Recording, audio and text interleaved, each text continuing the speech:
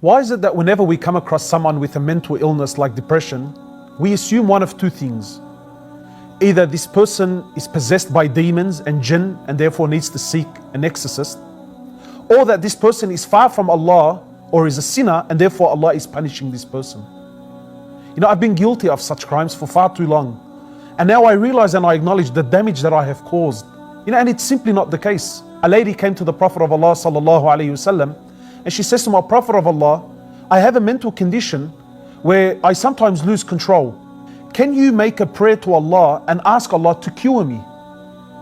So the Prophet of Allah, he said to her, look, you have one of two options.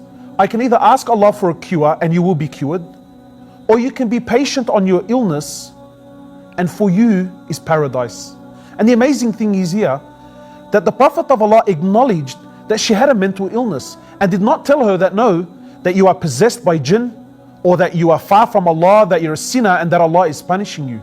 My brothers and sisters, the World Health Organization states that 1 in 4 people will be diagnosed with some sort of mental illness at some stage in their lives.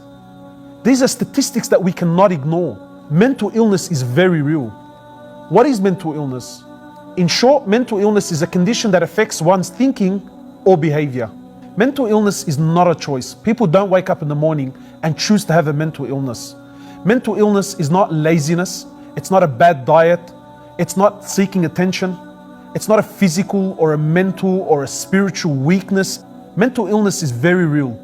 It is as real as cancer, diabetes, and heart disease. Now, we're not denying the power of spirituality and the miracles of the Quran as a form of healing.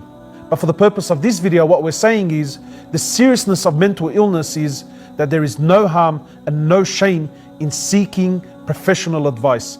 In fact, Allah subhanahu wa ta'ala says in the Quran that ask the people of knowledge if you do not know.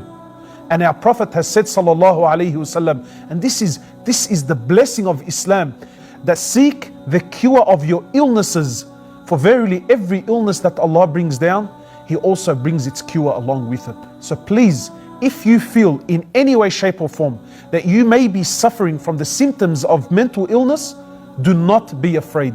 Start a conversation with your GP, with a psychologist, with a social worker. Go seek professional help.